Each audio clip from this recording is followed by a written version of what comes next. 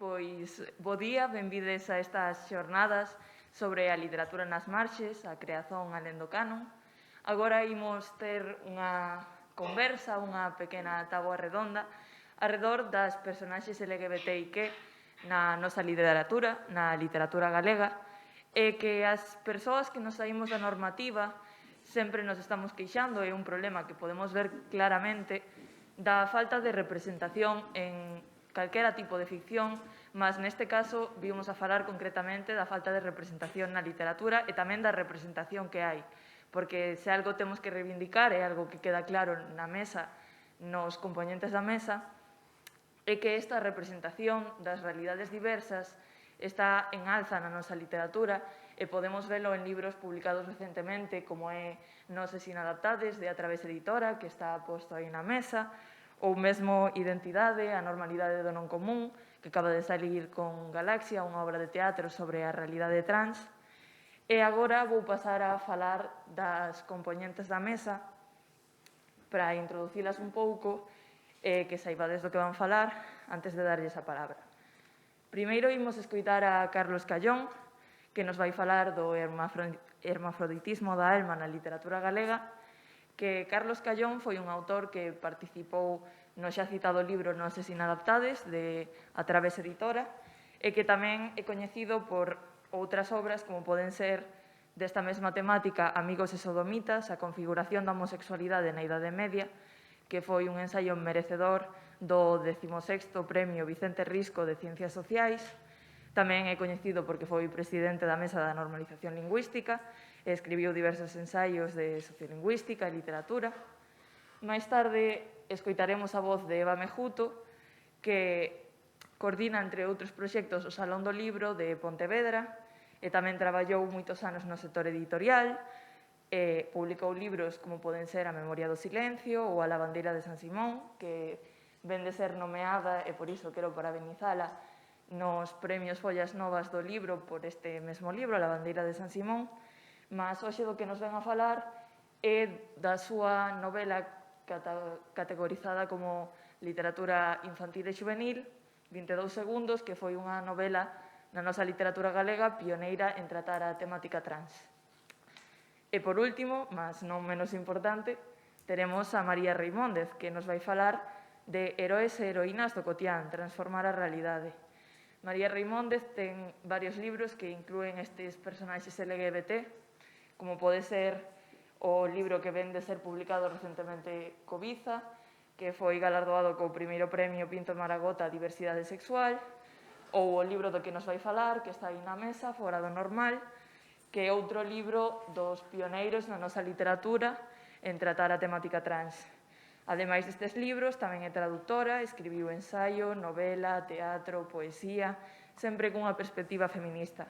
Coñecémola tamén por outros libros como Corredora, O Club da Calceta ou Uxa. Sen máis, vou deixarlle a palabra a Carlos Callón. Ben, moi boa tarde. Para me sinxir así ben ao tempo, vou comezar aí coa leitura, mas tamén quero ficar moi agradecido polo convite para estas xornadas e tamén por poder partillar mesa con dúas auténticas estrelas como son María e Eva. Ben, o hermafroditismo da alma na literatura galega. Michel Foucault afirmou que a historia da sexualidade viraba unha páxina no ano 1870 coa aparición do termo homosexualidade. A ousadía de por unha data exacta non pode ser levada moi a serio, mas tivo a forza de marcar os debates sobre o tema durante medio século. Reparemos na lógica da súa división das aguas. A homosexualidade, di Foucault, apareceu como unha das figuras da sexualidade cando foi abatida a práctica da sodomía, pasando a unha especie de androxinía interior, un hermafroditismo na alma. O sodomita era un relapso, o homosexual é agora unha especie. No entanto, o artigo médico de 1870 que Foucault considerou como punto de inflexión para falar da homosexualidade non trataba de casos que hoxe se encararían dentro da etiqueta homo, senón da trans. O que nos interesa aquí e agora é que o novo significante viña a se sumar a unha ampla inflación de designacións para marcar todo, subliñemos, todo o que non fose o ideal. Esta confusión terminolóxica acontece antes e depois de 1870. Por exemplo, cando Celso Emilio Ferreiro escribeu unhas coplas homofóbicas contra Fermín Bousabrei, na verdade eran versos que tamén xogaban cun repertorio misóxino e transfóbico. Cito a Celso Emilio: Fermín, en mi pecho fraguas dudas aleves y feas. Levántate las enaguas y dinos por dónde meas. Todo o que non fose normativo caía no mesmo cesto. En fin, se o sabio Foucault se confundiu, non é difícil que poidamos errar o resto. Temos que ter moito xeitiño cando nos pomos a distribuir as etiquetas. Isto hai que metelo na gaveta do lesbianismo, aquilo vai para a sesión trans, claramente bisexual, aquí só hai heterocentrismo. Freud, que se distinguiu porque sabía ler e sabía escoitar, advertía que perante a literatura a psicanálise tiña que baixar as armas. Fagámoslle un pouco de caso, tamén nisto. Andemos con xeitiño. Perante os textos, baixemos as armas e leamos neles. Daquelas que cantan as pombas e as flores, todos din que teñen alma de muller. Pois eu que nas canto, Virxe da Paloma, ai, de que a terei? Francisco Rodríguez avisounos xa na década de 80 de que había que voltar á fonte limpa de Rosalía, que había que lela seriamente e atreverse a non lle restar importancia ao que os seus textos nos comunicaban. A súa pesquisa sobre a autora de Follas Novas é a primeira tese doutoral LGTB da literatura galega e unha das primeiras das literaturas peninsulares. Rosalía, en fin, pregunta de que será a súa alma, xa que ela non fai aquilo que se espera das que teñen alma de muller. Non recuemos perante o peso destas palabras. Que Rosalía é sensível á diversidade afectiva e de identidade de xénero podémolo ver en moitos textos seus. É incrível o inicio del Caballero de las Botas Azules, unha obra moito máis explícita que, por exemplo, calquera das que publicou Oscar Wilde décadas adiante. O prólogo de narración é un diálogo entre un hombre e unha musa. O hombre sería o autor do romance do caballero. Lembrémonos de que todo o mundo sabe pola cuberta do libro que o hombre que asinou o texto se chamaba Rosalía de Castro. Este xogo de espellos pode entenderse de moitos xeitos, con certeza, mas non debe desdeñarse. Pola súa vez, a musa descríbesenos así. Aparece unha figura elevada e esbelta, que viste larga e ceñida túnica, calza unas grandes botas de viaje y lleva chambergo. Su rostro es largo, ovalado y de una expresión ambigua. Tiene los ojos pardos, verdes y azules, y parecen igualmente dispuestos a hacer guiños picarescamente o a languidecer de amor. Un fino bozo sombrea el labio superior de su boca algo abultada, pero semejante a una granada entreabierta, mientras dos largas trenzas de cabellos le caen sobre la mórbida espalda, medio desnuda. O hombre, perante esa visión andróxina, estarrésese. Con que mi musa era un marimacho, un ser anfibio de esos que debieran quedar para siempre en el vacío. ¡Qué abominación! Reparemos no que ven a continuación. Dinamita pura. Rosalía, avanzada no feminismo, no patriotismo galego, no artellamento consciente dunha literatura propia, en tantas cousas, é tamén unha pioneira sorprendente na defensa das consideradas como desviacións sexuais, de desexo ou de identidade. Consideradas, ollo, pois con Jacqueline Miller lembramos que non hai máis sexualidade que a desviada. Toda sexualidade é sempre desviada. A musa, que acaba de ser rebaixada á condición de abominación, de marimacho, de anfibio, contesta: todo lo que ha sido hecho es bueno, hombre eminente. A abominación, o marimacho, o anfibio son vos. Estamos en 1867, 3 anos antes daquela data que dicía Foucault. A consecuencia na comunidade de ser identificável como a encarnación destes insultos é a morte civil. O diálogo continúa. Di o hombre: todo menos tú, un ser semejante nunca podrá ser bueno. E retruca a musa: tendrá su contra y su pro, como todas las cosas. Mais para a frente, Rosalía, na boca da musa, explícanos o que é a sexualidade como non o facía ningún tratado do seu tempo. Mi primer origen ha sido esa cosa que nos explica. Engendróme la duda e parióme el deseo. Que pena que Freud non lese Rosalía. A musa é chamada de marimacho. Un sinónimo de marimacho é maroutallo. Para Eladio Rodríguez, no seu magno dicionario, dícese de la mujer desgarbada, corpulenta e desaliñada. Ramón Otero Pedrallo publicou un conto con ese título. Da figura protagonista non temos máis nome que o seu alcume. A descripción física vai no mesmo sentido, sempre co xenio léxico do de Trasalba. Cito. O maroutallo era unha moza xa refeita, corpo dificultoso, como traballado con machada cega no tronco torto dunha carballa vellota, fasiana carapolada, disformes mans e pés, pelo áspero da cor da barbela do millo, voz roufeña, alento de caldoubada vigueira, como escribe Otero Pedrallo, pelo áspero da cor da barbela do millo, voz roufeña, alento de caldoubada vigueira, camiñar de home longo e bimbastrón, forzas de boi para turrar dun carro afundido na lama, parolar como pedrazo nos vidros, guinzao de xuramentos de xente de tralla. Polo demais, traballadora como o mellor xornaleiro. Tiña que madrugar o home que quixera adiantar na angueira de Balirar de Ester cun cortello, e ata na rosa do teu xornal ben logo chegaba ao remate da súa sorte. O maroutallo non se axeita ao que se esperaba. Era unha muller con ademáns masculinos, traballos masculinos, voz masculina e cun alcume en masculino. Ia ao bar, esa antiga porta de vidro, sentaba cos homes na misa, e cando se espera que da súa boca saia un canto feminino, o que se ouve é un desafinamento rouco. Hai unha paréntese na narración en que é percibida pola súa comunidade como feminina, após ter relacións sexuais cun home. A partir de aí, Otero trásanos o desencadear da psicose no maroutallo e os seus delirios de amor e de gravidez. Desa irrupción que foi o acto sexual, tan traumático que inmediatamente foi esquecido e sublimado, vanse derivar unha serie de certezas que lle permiten consentirse o seu propio xeito de estar no mundo, sen que no resto da súa vida asombrase xa a súa feialdade e bruto feitío. Hai un coñecido refrán que di que se non é boi, é vaca. Mas o maroutallo ou a musa saben que non é verdade. Tamén o sabía Ángel Fole, que titulou un dos contos na négoa como Égua ou cabalo. Nel, un grupo de persoas debaten con vehemencia se ese animal representado nun cadro é macho ou femia.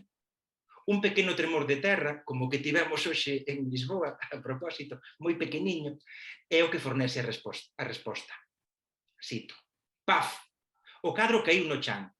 Fun eu o que lle botou a man. Tócame a min revelar o segredo diste cadro.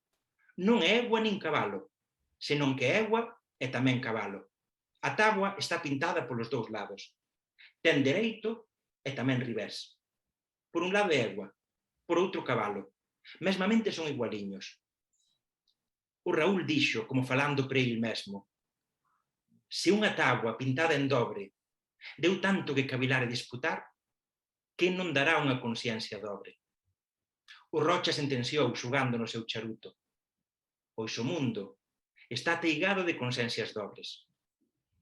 E di Fole, esta debe ser a moralexa de tal historia da pintura de Prego de Oliver, da que tanto se discute en todo Lugo. Esas consciencias dobres son a moralexa. Tamén están lonxe dos binarismos o xeito en que aparece moitas veces a sexualidade na literatura tradicional galega. Os cregos que fican grávidos após se deitaren con outros varóns, as mulleres que poden desenvolver un pene tras seren vítimas da violencia de xénero, os xastres que non se recoñecen como homes, etc.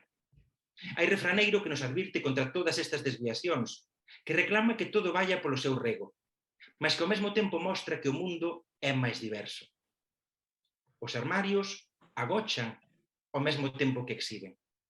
Por exemplo, de home maricas e de muller cabalón, líbranos, Señor. Cabalón é sinónimo de marimacho, de maroutallo. Outras historias da nosa literatura popular son máis optimistas, máis positivas, máis alegres. Por exemplo, aquelas que falan de manfloritos, Persoas cuxo único trazo fantástico é que poden presentarse en diferentes ocasións como mulleres ou como homes. Manflorito ou manflorita deriva de hermafrodita. Tamén na Galiza se ten registrado a crenza de que se pode mudar o sexo biolóxico se se conseguir pasar por riba ou por baixo do arco da vella, ou se se vinar cara a él, sempre está afastado, mas pasar por riba parece que require unha maior logística, non? É unha linda casualidade que o arco da vella, que representa a diversidade LGTB no mundo desde hai unhas décadas, vivise en nós desde moito antes co mesmo espírito. Eu canto moi mal, tan mal como din que cantaba o Maroutallo, mas non me resisto a terminar estes minutos sen entoar aquilo de Somewhere over the rainbow skies are blue, and the dreams that you dare to dream really do come true. Obrigado.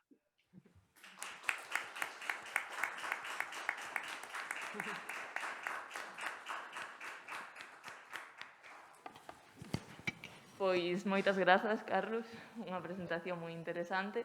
E agora, como comentáramos antes, imos pasar coa presentación de Iván Escuto sobre o seu libro 22 segundos. Así que, sen máis, paso a palabra.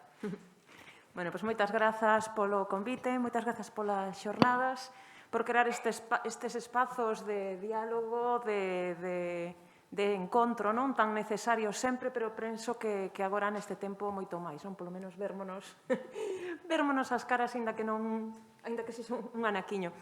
Bueno, pois 22 segundos chegou hai uns anos, eu como autora, para min gustaríame ir un poquinho máis atrás, porque se eu como autora fixen 22 segundos, foi porque fun lectora previamente, e como lectora e parte do colectivo LGTB, eu padecín a ausencia, a infrarrepresentación. Nos libros que lía, botei moitísimo en falta referentes de todo tipo de personaxes diversas, na literatura galega e na literatura en xeral.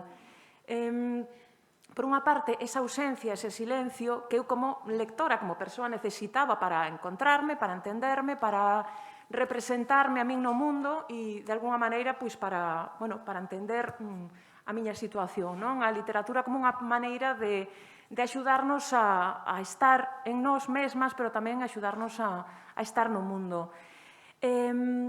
Por unha parte, esa ausencia, esa esculca complicada, non? De atopar moi poucas cousas, pero por outra parte, ás veces era mellor non atopar porque as referencias que aparecían, pois os personaxes LGTB, pois podían ser de todo tipo, non? Pero normalmente repetíase un patrón de, pois, que aparecían suicidios, castigos, personaxes como moi marcadas, non? Pola desgraza, pola fatalidade e pola culpa. Entón, bueno, por unha parte, unha infrarrepresentación evidente e, por outra parte, a representación que aparecía pois cun matiz moi negativo que evidentemente non axuda, non? Os prexuizos da sociedade, finalmente, os libros recollen a situación, non? A ideoloxía dos momentos ou das persoas que os escriben e, bueno, evidentemente, os prexuizos, a falta de coñecemento e a falta de empatía estaban aí, non? Eu, como lectora, padecín esas dúas partes, non? Ese silencio e despois unha representación moi negativa. Despois, cando entrei a traballar no mundo editorial, pois tive unha oportunidade de participar, non era eu a editora directamente, pero sí estive no proceso, dun álbum ilustrado que se chama Titiritesa, que penso que foi feito aproximadamente hai 15 anos, hoxe probablemente faríase de outra maneira, non? Pero no seu momento, pois un álbum ilustrado en galego que tocara unha temática do lesbianismo de dúas princesas, bueno, pois unha historia de amor, non? Entre dúas mulleres. E vivín, digamos, a reacción tanto positiva por quen espertaba, por quen agardaba e por quen necesitaba ese tipo de referentes, como a negativa da xente que o rexeitaba, non? Pois situacións moi negativas que tampouco vamos aquí a remitir, non? Pero sí moitas queixas por parte de profesorado, bueno, pois parte das familias, que cando, eu lembro-me de estar nunha sesión de contos, na que cando contaban o final, pois había unha nai que lle estaba tapando as orellas ao fillo, dicindo, mira, non escoites este final. Foi como unha sorpresa, e despois botarnos a bronca a dicir que estas cousas había que avisalas, como nos tempos no que había 2 rombos nas películas, non? Quero dicir, é unha cousa absolutamente inocente. Bueno, despois de vivir esas dúas partes, eu sentín a necesidade realmente de contar esas historias. 22 segundos é unha novela xuvenil, pero que en realidad ia ser un álbum ilustrado, que por distintas razóns ao final non foi, non? E acabou sendo. No momento no que me poño a escribir 22 segundos, que debeu ser alá polo 2014, 2015, máis ou menos, bueno, pois empecé a seguir canles de YouTube, empecé a falar con mozos principalmente, bueno, primeiro a través dos canles de YouTube, despois xa a través de persoas, principalmente de asociacións e de mozos trans galegos. Cando decidín xa a forma que ia tomar e que realmente non ia ser para o público infantil, sino juvenil, empecé a entrevistar, a falar con xente, decateime nunha cousa que para min foi como moi dura, non? Dos propios prexuizos, do descoñecemento que eu tiña da cuestión trans, non? Naquel tempo. E entón eu xa me escandalicei de min mesma, non sei, eu que formo parte do colectivo, descoñezo absolutamente a situación e estou chea de prexuizos impostos de alguna maneira, non? Unha serie de lugares comuns, de terminoloxía, de maneira de falar que finalmente era a que eu recibía dos medios de comunicación, evidentemente, ou das cousas que lera, non? Entón, para min foi un proceso moi importante polo que supuxo de construción de min mesma dos meus propios prexuizos, non? E do meu descoñecemento, a necesidade de achegarnos á diversidade, formando parte desa diversidade tamén, non? Foi unha experiencia para min, bueno, eu creo que me cambiou a vida por moitas razóns, non? Entre outras porque foi por casualidade que eu escribira isto para un público xuvenil, pero no momento no que descubrín estar nos institutos, estar en contacto ca rapazada, a relevancia e importancia que ten chegar a ese público, a min cambioume completamente a miña perspectiva do que é a mocidade, do que é a rapazada e do que é a literatura para esa idade, non? Probablemente eu non tiña, cando estudaba, non tiñamos unha literatura infanto-xuvenil marcada como tal, polo menos en galego. As lecturas que eu tiña no instituto eran os clásicos da literatura galega e española e vía, non? Entón, foi moi curioso porque desde os momentos no que falei coa editora para publicar o libro, foi unha situación como, non sei se a sociedade estará preparada para un libro así, non? E, un libro así que realmente un libro, por si non lestes, un libro moi afectivo, moi sinxelo, non é nada dramático, pero o medo que había desde a propia editora, dicir, a ver se non aliamos, non con publicar este libro, a ver que pensan as familias, a ver que pensan nas escolas, realmente terá cabida, será ben recibido. E, pois aí decidimos arriscar, apostar polo libro e, creo que unha dos primeiros impactos que levei cando se publicou este libro, no momento no que se publicou, que foi en xuño de 2017, digamos que desde que eu empecé a escribir, houve nese período de tempo unha campaña supoño que coñecedes, de Hazte Oír, autobús laranxa, que ia lanzando mensaxes transfóbicas por todo o Estado, non? Entón, digamos que foi un momento dende que eu empecé e que non había prácticamente nada de referente de coñecer a situación e a vida dos menores trans, digamos que empezaron a ocupar os espazos dentro dos medios de comunicación, dentro da información, e de alguma maneira ter moita máis visibilidade, non? Iso, evidentemente, axudou a crear unha conciencia, a que o tema se empezara a falar.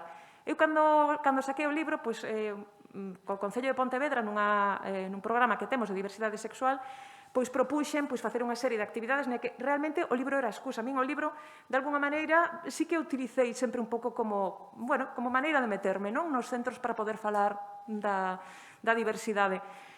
No Concello de Pontevedra debe haber, non sei, uns 12 institutos, máis ou menos, 12 ou 13. Empezamos a chamar para decir, temos unha actividade que se chama Transformando o Mundo en 22 segundos, que é o título de hoxe, por iso quería. E cando empezamos a falar principalmente cos equipos de orientación e cos equipos de directivos dos centros, empezaron a poñer excusas. É que estamos moi liados, é que fatal, é que nos ven mal. E eu, pero unha actividade gratuita. Non, pero que non sei que. Pero ven un rapaz e vamos cantar, vamos facer unha actividade moi dinámica, non precisamos 4 horas, que estamos coa programación en riba, pero podemos coller un recreo e un cacho dunha clase. Eran todo excusas.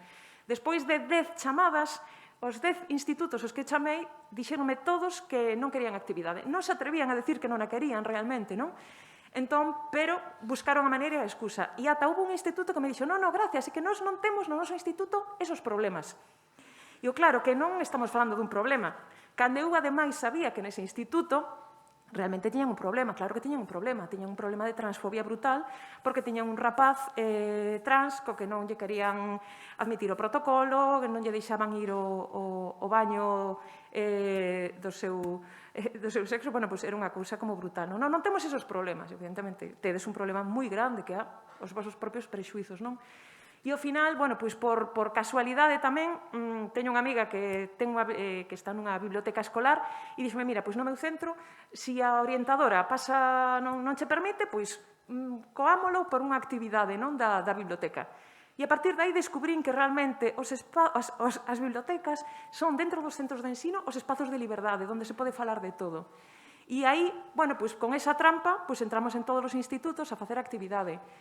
Que pasa? Que, bueno, a partir de aí, pois, bueno, empezamos a ver que a demanda que se tiña era necesarísima, que a acollida era moi boa e que realmente a rapazada estaba desexando poder falar, non? Poder achegarse a outras realidades, poder coñecer con curiosidade e despois tamén, claro, por suposto, as persoas trans que necesitaban tamén ese referente. Entón, bueno, para min, eso, 22 segundos, foi basicamente un libro que eu escribín buscando ese espazo, non? Foi curioso porque eu non despois, claro, decateime no momento no que me puxen a ver, bueno, pois vou ver que hai publicado sobre este tema para ver o enfoque, por non repetir, e claro, a miña sorpresa foi que non había nada con este tema, non? Entón, eso sí que foi algo como moi impactante, decir, bueno, non aparecen personaxes trans na literatura por algunha razón, quero dicir. E dicían, bueno, non, é que a ver, como tampouco hai tanto, que numéricamente, a excusa que se me daba era que numéricamente era unha poboación tan pequena que, bueno, que non era necesario considerala como importante para ocupar un espazo dentro da literatura. E, bueno, pois os vampiros, non sei cantos hai, pero os extraterrestres, pero libros de vampiros hai, non? Quero dicir, unha cousa absolutamente absurda. E a min serviume moitísimo despois, bueno, pois, desa dúbida de a ver que facemos co libro, a ver se o quere ler alguén, a ver se temos espazo, a realmente ser un libro que tivo moitísimas edicións, que tivo moi boa acollida e que, bueno, a min personalmente serviume precisamente para iso, non? Como unha maneira de expresarme e, sobre todo, de entrar en contacto. E eu, o ano pasado, dentro dese programa de diversidade, fixemos unha enquisa polos centros de ensino de Pontevedra, de secundaria, no que era unha enquisa para profesorado e alumnado, para facer distintas preguntas, para saber o estado, a cuestión do colectivo LGTB en Pontevedra, non nos institutos. E, bueno, pois, pasoume outra vez o mesmo, como 5 anos despois. Non, é que, aquí, si non pasa nada. Aquí os alumnos son todos bisexuales, non hai. Levan todo o tema tranquilamente, todo está como moi aberto, todo o mundo, todo moi libre. Todo está, decía unha orientadora tamén, bueno, está superadísimo. Pero superado que? Non tamén. Resulta que, bueno, que nese centro, no que non me quixeron apoiar para nada, dentro do que foi Né seguramente sabe que centro é. Pois resulta que nos sabemos exactamente de varias persoas, de varios alumnos e alumnas que marcharon dese centro pola LGTBfobia que había, non? E moitas das respostas que recibimos é de gays, lesbianas, trans, bi, que estaban no armario precisamente polo medo de que confesar públicamente, dicir públicamente a súa orientación significase ou pudese conlevar un problema no que nas notas, non? Quero dicir, como que lle pudese repercutir negativamente no seu currículo académico. Eso que significa? Bueno, pois eso dá bastante que preocupar, de decir tan alegremente de que todos eran bisexuais e que era toda unha alegría e unha festa, a que realmente había un problema no que se estaba, bueno, ese era o problema, non o problema da falta de empatía, da LGTBfobia do propio profesorado, da estrutura, non? Entón, bueno, pois, cando eu recibín algún tipo de críticas polo libro, decir, bueno, é que, a ver, estades buscando meter temas aí a calzador, non? Non é necesario tratar esta temática. Bueno, pois, o mellor, creo que hai moi pouco coñecemento, porque para min, algo máis o máis perigoso do que eu levo vendo non é, digamos, a diversofobia, por así dicilo, directa e recoñecida, senón esa perversidade da autocomplacencia, de dicir, non, está todo perfecto. Eso sí que é perverso, porque eso realmente non recoñecer, non querer ni siquiera deixar un espazo, non dar esa posibilidade. Entón, bueno, pois, afortunadamente, creo que o libro funcionou moi ben. Non tanto, creo que deste libro prácticamente ninguén, nas críticas ou nas referencias, ninguén falou do libro en sí, falouse do tema, non? Pero, bueno, eu asumino como ben, porque tamén era a miña intención, non? Pero, afortunadamente, e moi pouco, case ao mesmo tempo, pois saíron outras iniciativas, outros libros, non? Como de María, 2 ou 3 máis, e a xente empezou a dicir, bueno, hai unha explosión de libros, bueno, a ver, hai 4, dentro dos, non sei, 300 que se publican. Entón, bueno, parece como que hai unha cantidade mínima e que parece unha cousa enorme. Bueno, pois para nada, non? Estamos conquistando pouco a pouco espazos, estamos empezando, queda moito, queda prácticamente todo, non?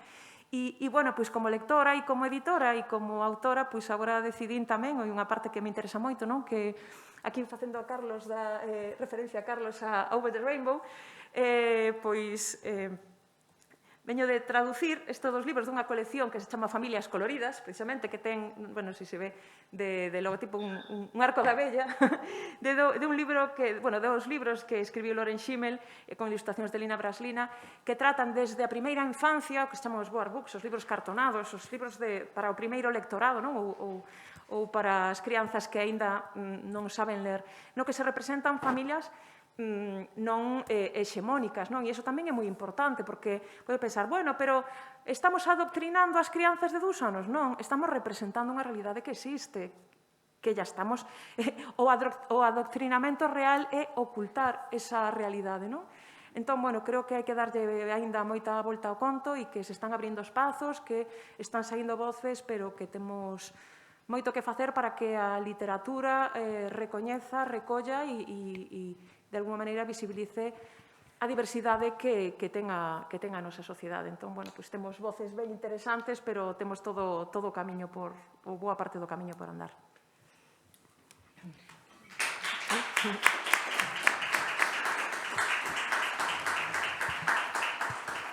Pois moitas grazas, Eva, pola túa ponenza. Despois teremos tamén un tempo de preguntas. Eu farei algunhas preguntas para motivar a conversa entre todos vos.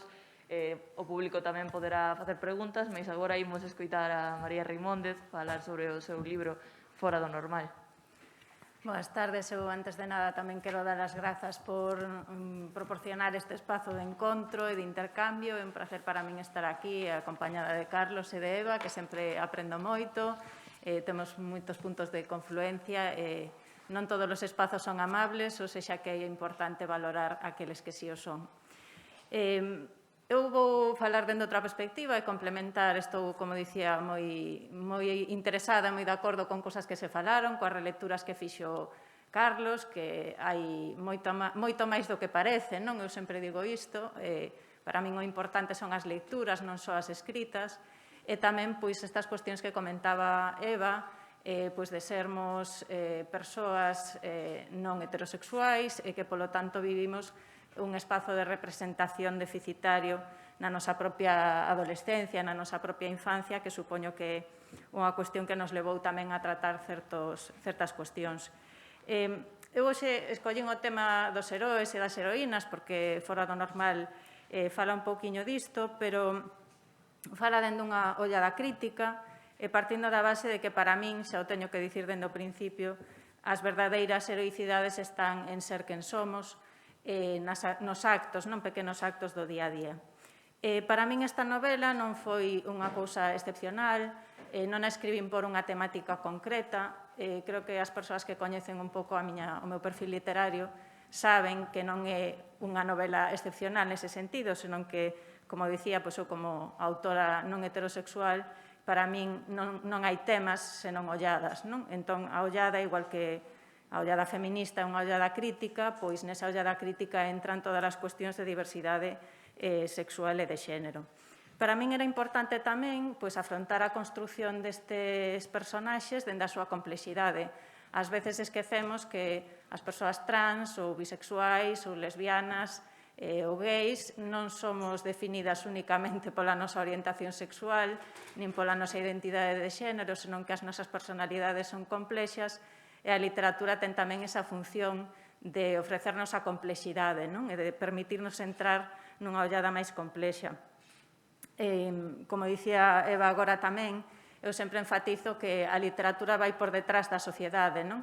E que moitas veces o problema é que non representa o que xa existe, non? E vai creando a través diso unha serie de, bueno, pois é como se crea a hexemonía, non? A través da repetición de certas imaxes, a literatura é totalmente partícipe disto, nas que parece pois que as familias son un home e unha muller cis hetero, que teñen fillas e fillos, e, bueno, pois que calquera persoa que visite centros de ensino ou que viva en sociedade sabe que iso pois non é así, non? Xa de boas a primeiras. Entón, moitas veces quen vai por detrás, como dicía Eva, é a literatura, non vai moi por detrás da sociedade. Nesa construción, nesa crítica ao heroico pois está socialmente moi connotado como masculino, cunha serie de características que a mí me interesaba desmontar. Tanto no personaxe principal, no protagonista de Fora do Normal, como dicía, pois con esa complexidade non das súas circunstancias, como tamén no contraste con outras persoas dentro do enfoque do colectivo. Eu sempre penso que calquera factor de alteridade que teñamos, o que ten que ser é unha maneira de facernos reflexionar sobre o privilexio, porque calquera factor que teñamos de alteridade tamén ven acompañado por certos privilexios. E na novela, aínda que o protagonista principal pasa por toda unha serie de situacións, por ser un rapaz trans, cando empeza a convivir con outras persoas, pois o que queda claro é que cada quen ten tamén as súas arestas e que é importante que pensemos sempre de maneira relacional.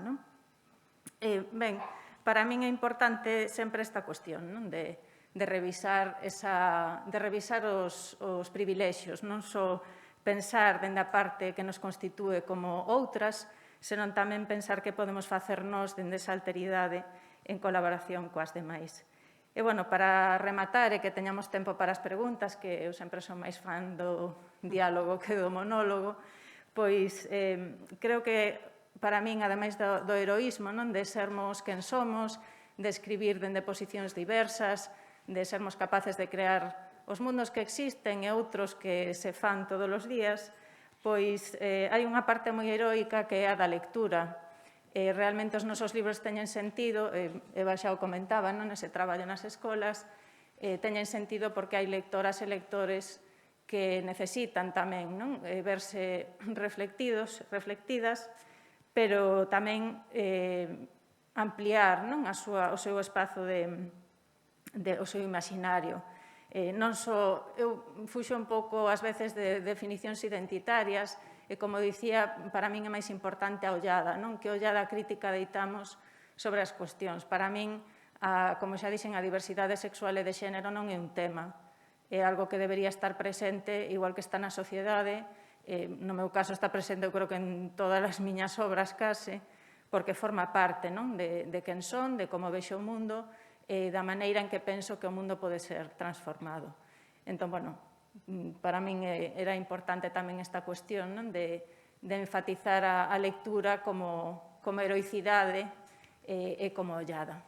E xa o deixo aquí para que poidamos ter tempiño para falar.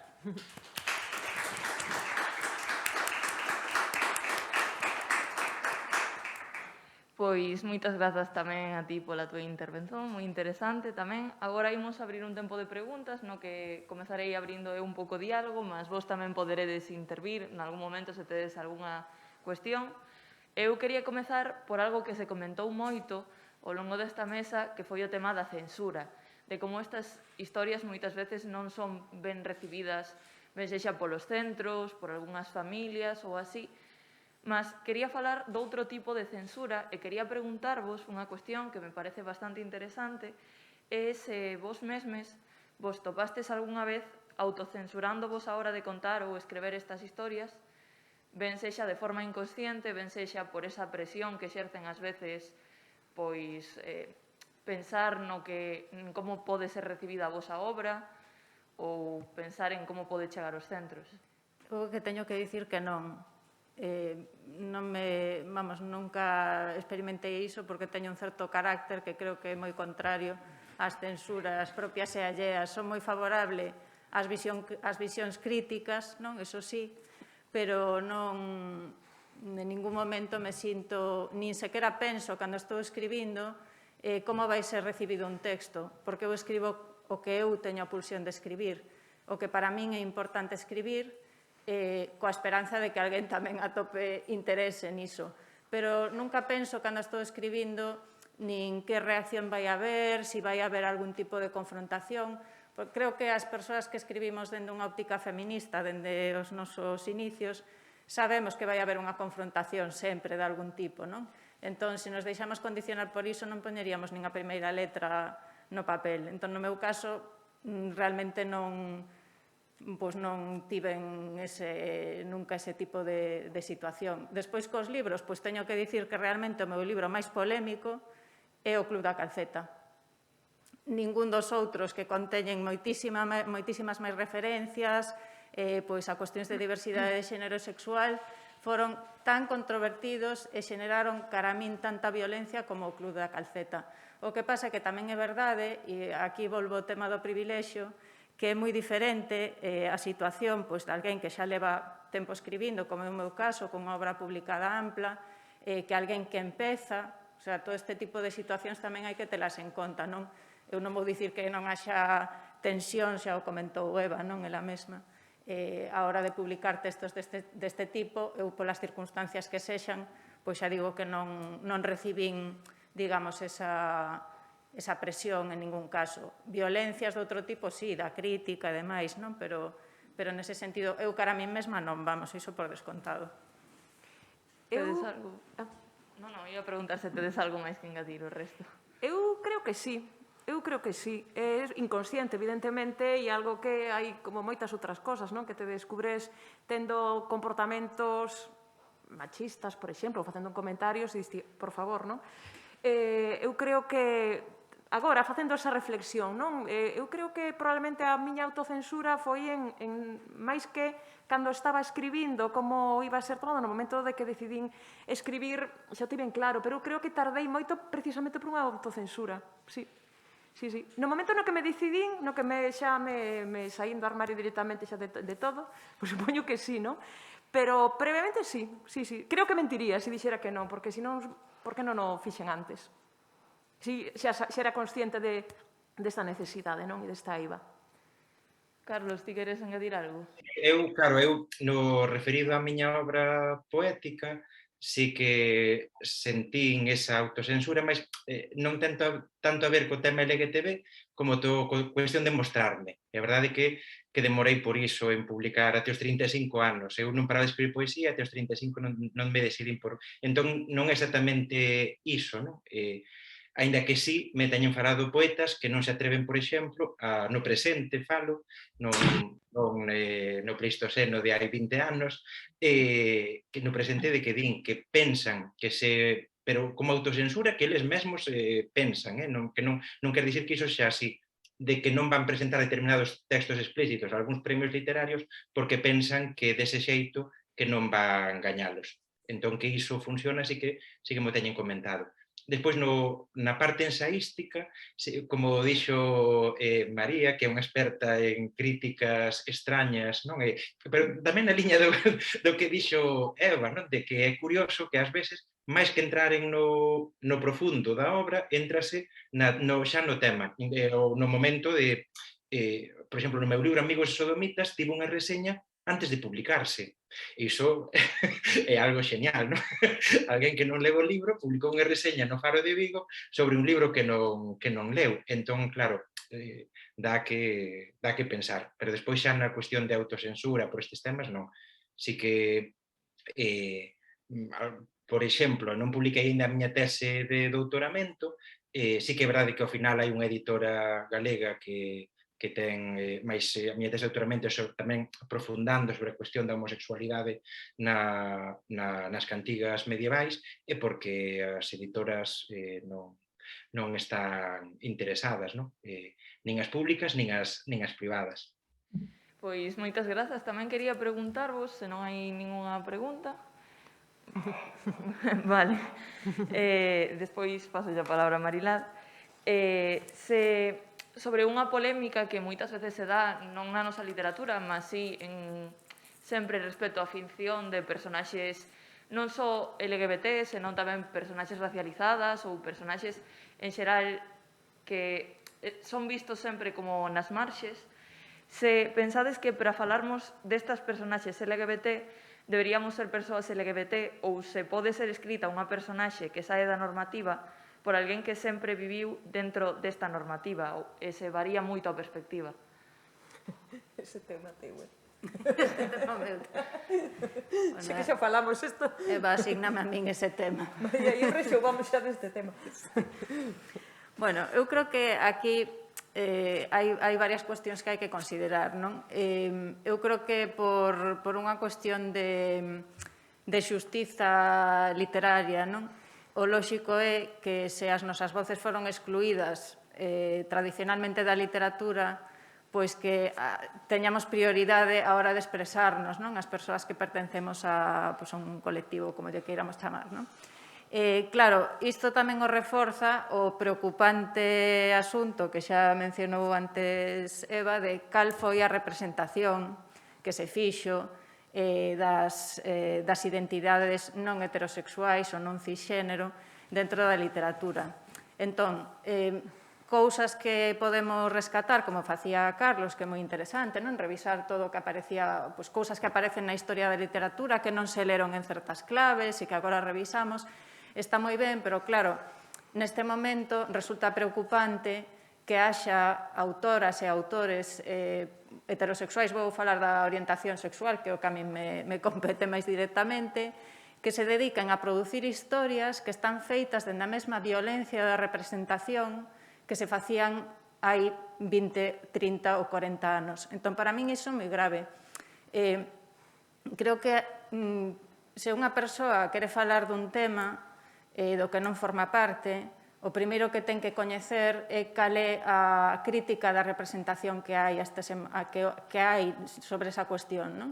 Entón, para min é tremendo que se sigan escribindo novelas que observan a sexualidade das lesbianas como se fose unha cousa, bueno, eu chamolle como a vella polo furado da porta, non? Ou seja, que están poñendo, por exemplo, tramas nas que a resolución final é saber que a protagonista é lesbiana, non? Ou que o protagonista é trans. Isto está estudado, pero ata a saciedade, non? Como unha forma de representación violenta. Ou ben, pois iso, poñer como se supón que agora é unha moda, e digo supón polo que comentaba Eva, non? Porque, vamos, que se saian 3 ou 4 libros con personaxes trans ou que se falen algúns libros sobre diversidade sexual, bueno, que iso sexa unha moda é bastante discutible, non?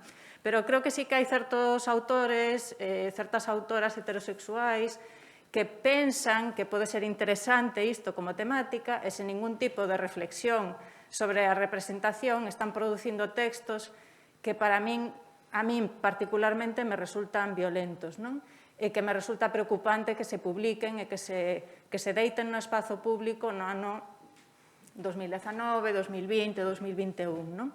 Isto non quere dicir que as persoas heterosexuais ou que as persoas cis non podamos escribir, bueno, aquí estamos falando dúas mulleres cis, que non podamos escribir sobre outras identidades, non?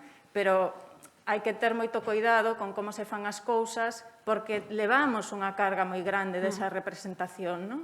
E no caso das persoas racializadas, que a min é un tema que me interesa tamén, penso que nunha sociedade branca como é a nosa, ten que haber algunha fase intermedia, se cada esta literatura con personaxes trans que estamos escribindo mulleres cis, e tamén se cadra unha fase intermedia porque é imposible que unha rapaza negra galega escriba se toda a representación de persoas negras na literatura galega é inexistente ou racista. Entón, creo que aí tamén é parte do noso privilexio ir creando algúns textos que o mellor o día de mañá resultan criticables, non? Por futuras autoras negras en galego, pero que son o paso intermedio necesario para que esas rapazas que agora están nos institutos e rapaces poidan verse incluídas e incluídas nunha literatura que é totalmente branca, non a toda agora, non? Entón, bueno, isto tamén, pois, si si empezamos a poñer personaxes, empezan a aparecer personaxes trans na literatura, pois é lóxico que as persoas trans tamén escriban, entón non xa seremos innecesarias nese contexto, pero é importante utilizar o privilexio tamén para dar pasos nese sentido e non para seguir reproducindo estereotipos que xa eu a estas alturas e que non me dá paciencia para iso. Non sei se queredes engadir algo. No, digo que, bueno, un pouco o que di María, non? A mí non me parece mal que e eu mesma, quero dicir, eu como persoa cis escribí 22 segundos, pero sí é certo que require pois un traballo, non? De construción como que eu tiven que facer para escribir 22 segundos por esa carga, esa mochila que temos de prexuicios, de preconceptos, de lugares comuns que nos veñen por todo, non? Polo patriarcado que nos chega por toda a vía, non? Entón, pois, sempre cando se faga con respeto, con empatía e coa necesidade de facer unha representación honesta e non oportunista, non? Entón, quero dicir, se hai esa vontade e se trata, pois eso, como persoas e non como personaxes, non? Que é un pouco a diferenza, non? Que ás veces, bueno, pois vou poñer este arquetipo ou vou poñer estas escenas porque me van a dar un rollo sexual moi interesante para según que público. Entón, bueno, pois a mí esas cousas sí que me molestan, non? Porque esa ollada perpetúa un pouco o que eu comentaba, non? E ás veces eu teño caso tamén de coñecer de autores que digan, non, pero si eu puxen 2 lesbianas no meu libro. Bueno, sí, pero como se fora unha heroicidade e houbera que darlle as grazas, non? E bueno, pero como a representaches? Que traballo fixeches? Que lesbianas tes no teu contexto universo aparte do que puderas ver nunha peli, por exemplo, non? Quero dicir, entón, eu creo que aí iso é falta de honestidade, pero en calquera cousa que se escriba, porque se eu escribo un libro sobre a Segunda Guerra Mundial, pois teño que facer ese traballo tamén, de meter no meu universo ese contexto para ter unha voz narrativa honesta, non? Entón, bueno, pois nese caso creo que hai que facer ese traballo. E eu non sei se se comentou nestas xornadas, pero acaba de sair un libro agora de Parros Identidade. Entón, pois, bueno, creo que tamén é importante, xa que estás aquí, darche tamén ese espazo e unha obra de teatro, ademais que eso sí que para público adolescente creo que ten todo. A ver, se podes falar dela tamén se agradece. É orientada para público adolescente, xa que me interpelan directamente.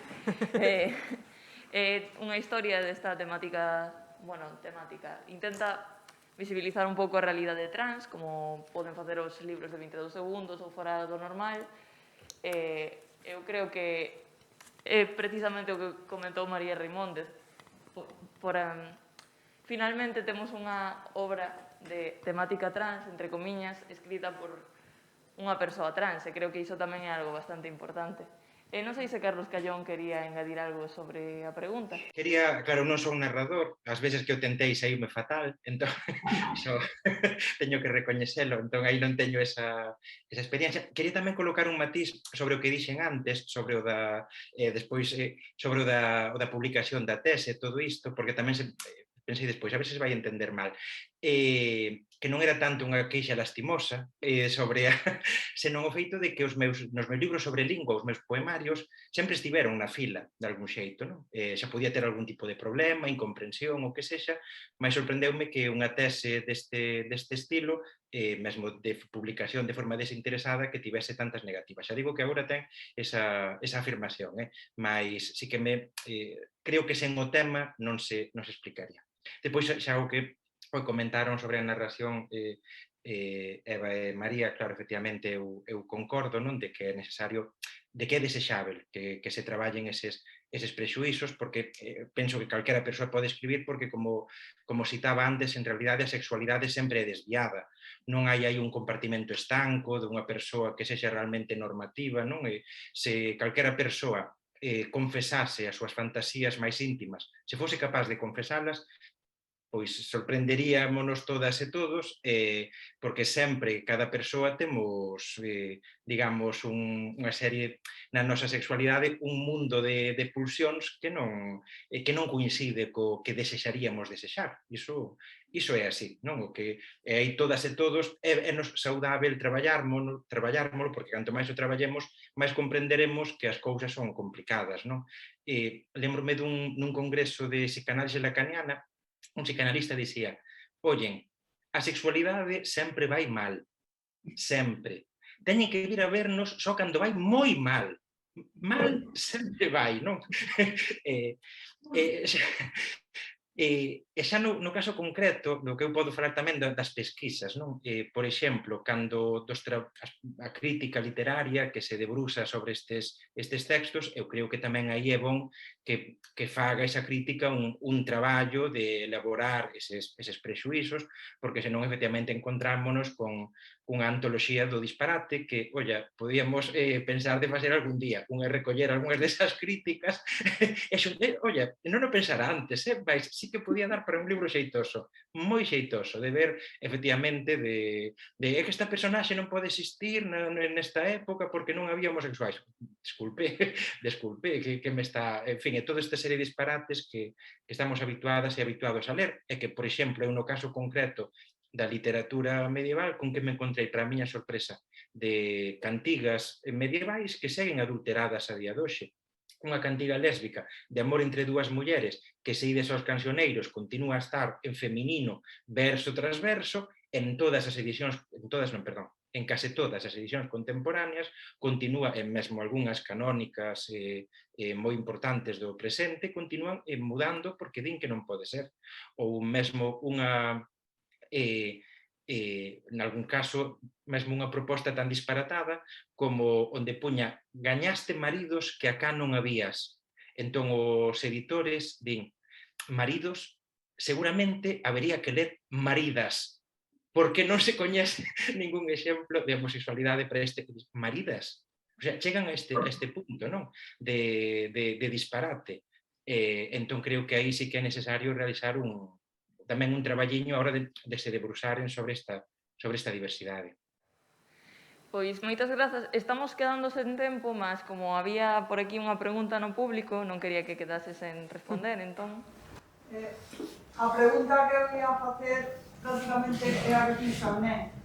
Ten que ver tamén que eu lembro cando en 2017 saiu 22 segundos nunha reunión na Casa Xana Torres, unha celebración, pois había varias persoas falando disto, o sea, un grupo de persoas trans, e entón eu comentei sobre o libro, porque ademais había unha presentación túa ao día seguinte e tal, e entón moi rotundamente pois dixeron ese libro, non o leran ainda, bueno, eu lerei no e tal, pero non pode ser porque Eva non é trans.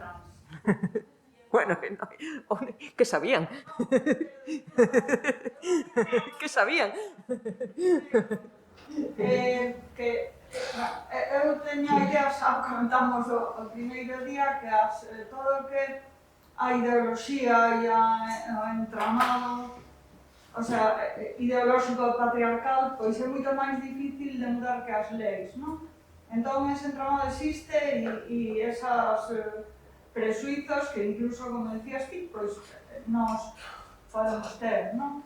Entón, está claro iso e creo que son moi pervasivos, non?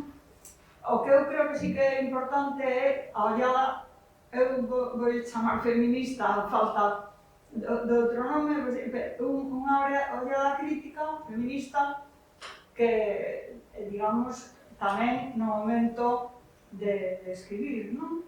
Mas eu diría que non é necesaria a experiencia para escribir unha cousa. Bueno, non, primeiro ia dicir outra cousa. Eu, non, desde logo, aborrezo as etiquetas e a xente que reparte carnés. E eu non admito que ninguén diga de min ti és heterosexual. Son eu que teño que decir si son ou non o son, ou non dicilo. Entón, tamén ollo con iso porque me parece, o sea, igual que o que acabas de decir, non? Eva non é trans, entón non pode escribir 22 segundos. Pois vale. Entón era un pouco o que pensade sobre iso, pero era a mesma pregunta que fixo Né, non? E, claro, é que por esa regla de tres, pois Agustín Fernández Paz non podería escribir todos os libros con personaxes de mulleres que creo que estamos de acordo, creo, que son feministas.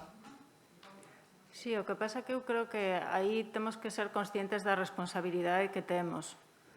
E tamén do feito, como dicía antes, de que cando empezamos un proceso, porque realmente estamos empezando un proceso, aínda que, como moi ben explica Carlos, as sexualidades diverxentes, non creo que a túa palabra, están presentes na sociedade, na literatura e en todas partes. Pero o certo é que apoderarnos desa palabra e dese espazo é algo que estamos facendo dende unha época bastante recente. Entón, nese contexto, eu creo que temos que ser conscientes, como dicía antes, de que, polo menos eu así me entendo a mí mesma, non? Cando ti abres un camiño, é moi probable que despois veña alguén criticalo. Neste momento, para min, o importante é abrir o camiño. Entón, que agora Né publique un libro, pois xenial, e o mellor alguén lé e di, pois o libro este que escribiu Eva ou que escribiu María, non sei canto, era intolerable, porque teremos persoas trans escribindo elas mesmas. Entón, sí, é certo que a experiencia non é todo, pero tamén é certo que é importante crear eses espazos para que as persoas que viven as experiencias poidan falar, porque é exactamente igual que co caso das mulleres. Non chega que os homes escriban, o sea, sabemos perfectamente cales son as consecuencias diso.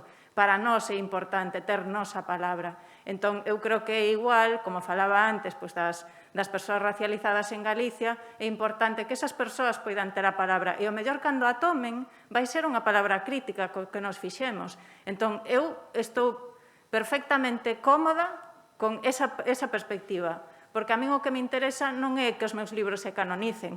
O que me interesa é que os meus libros, onde hai personaxes racializadas, abran o camiño para que as racializadas de hoxe poidan escribir en galego mañá, que iso aínda non acontece. E non acontecía coas identidades trans, porque as persoas trans non estaban na literatura galega. Entón, nos creamos ese espazo e agora, a partir dese espazo, eu non teño necesidade de seguir tratando especificamente personaxes trans que aparecerán na miña obra igual que aparecen persoas de todo tipo, non? Entón... Pero, María, pero quero dicir, o que eu quería dicir, a ver, que eu creo que o importante é a perspectiva e a ollada. Sí, pero aí hai que poñer sempre uns matices, porque a perspectiva entonces, que pasa? Escriben nada máis os homes cis heterosexuais? Non. E abrir o campo e abrir o espazo, porque indudablemente estamos falando neste momento, o sea, de entrada da literatura trans, pero é que a mí, cando estive na expedición do Pacífico, tenme preguntado en institutos por que é unha rapaza a protagonista. Non sei se hai moita xente máis, porque nos anos 90 tampouco había tantos libros con protagonistas femininas, pero quero dicir que aínda esas cosas funcionan na cabeza. E coa cabeza de Medusa creo que Eva sabe, pois nun instituto dixéronme, cando eu propuse para o cuarto de ESO falar dese libro, que non, que ese libro non era adecuado para o cuarto de ESO, porque fala de violacións. E claro, eso ali non ocorre. Entón, non me extraña nada, pois... Xa, pero precisamente as violencias que sofre unha persoa cis non son as mesmas que sofre unha persoa trans. Nós xa sufrimos todo iso, que é bastante. Entón, tamén creo que a experiencia, o respeto á voz da experiencia ten que ver tamén con isto, non? Con que non sufrimos unha serie de violencias, pero hai que tamén entender que a identidade, para min, eu estou de acordo, que non é algo definitorio, xa o falamos antes, non...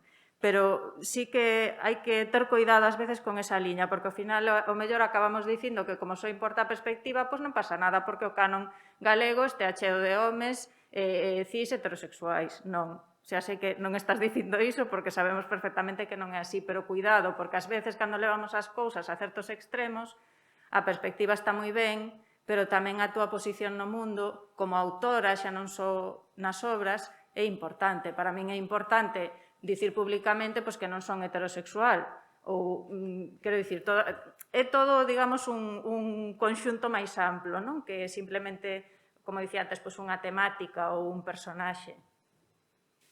Bueno, pois estamos indo un pouco fora de tempo, non sei se había algunha pregunta ou algo. Que me diga o... Sí. Vamos. No, hai unha cuestión que comentaba Eva, que a mí, que é unha discusión que teño habitualmente, que é o tema desa perversión que eu creo que está dando na literatura, pero tamén nesta sociedade. Porque parece ser que nós estamos agora nun país que estamos moi igual, que somos todos, é todo igualdade, é todo... Pero, e ao mellor tamén ten relación co que estabades comentando da difusión que teñen os vosos libros, o teu, María, o que vai ter agora o de Né, que ten moita difusión, porque parece que xa se poñen eses libros e está todo moi ben.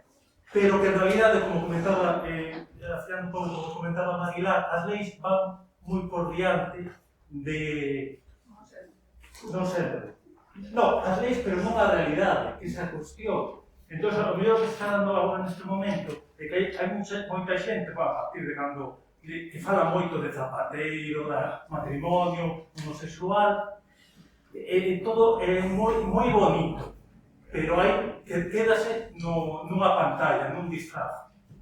Pode estar pasando algo así, pero que en realidad o que comentabas nese instituto, os programas que están enganchando con esta táctica que o que comentaste é perversa. É perversísimo, sí, porque é dicir, non, si eu, vamos, non teño ningún problema, isto de teño un amigo gay, non de toda a vida, que eso abre as portas do ceo, do inferno e do, vamos, de todo, non?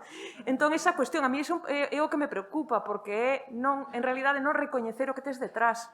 E iso creo que digo, no, pero si agora, como os gays e lesbianas que nos podemos casar, pois que xa está todo feito, efectivamente. Segue sen recoñecerse unha desigualdade a nivel de leis tamén, pero unha desigualdade social evidente, non? Entón, creo que hai moito que reflexionar, porque o feito de que haxa estes libros e que haxa unha lei que permita matrimonio, é unha cousa, pero que non se exerza a violencia, que non teña medo, que non exista o medo, que xa xente que morra no armario ou que sufra, bueno, pois eso, represión, autoodio tamén é algo que está moi presente, non? Estou pensando nesas enquisas que fixemos nos institutos e, bueno, había cousas de arrepío. E, bueno, pois, por exemplo, falando desa enquisa, a mí unha cousa que me chamou moitísima atención, que os docentes non contestaron prácticamente ningún a esa enquisa, non? Entón, e eu coñezo moitísimas docentes que sei que son gays, que son lesbianas e que teñen medo de dicilo. Entón, bueno, será todo moi normal, pero está todo moi aceptado e todo o mundo, como decía aquela, é bisexual e moi alegre e todo feliz, pero, bueno, hai carencias evidentes, moito medo, moitos armarios e moita desigualdade. Entón, bueno, esa aparente, por poñer o día 28 aos desfiles, bueno, que agora nin eso, non? En Madrid ou unhas bandeiras nos concellos, como que parece que está todo feito, non? E é evidente que non. Entón, pois, un pouco sí, non? Esa perversidade de pasar, porque no fondo é máis fácil decir, sí, está todo perfecto, aceptámoslo, todo moi ben, aceptamos que, non? E tirar para adiante que non realmente pensar que se pode facer, non? Para mellorar esa situación. Entón, bueno, pois sí, é perigoso, non? Dicir, non, pero si eu nos meus libros teño personaxes diversos, eu sí, pero como os trataches, como te documentaches, realmente pensaches a trascendencia que pode ser, non? Da súa representación.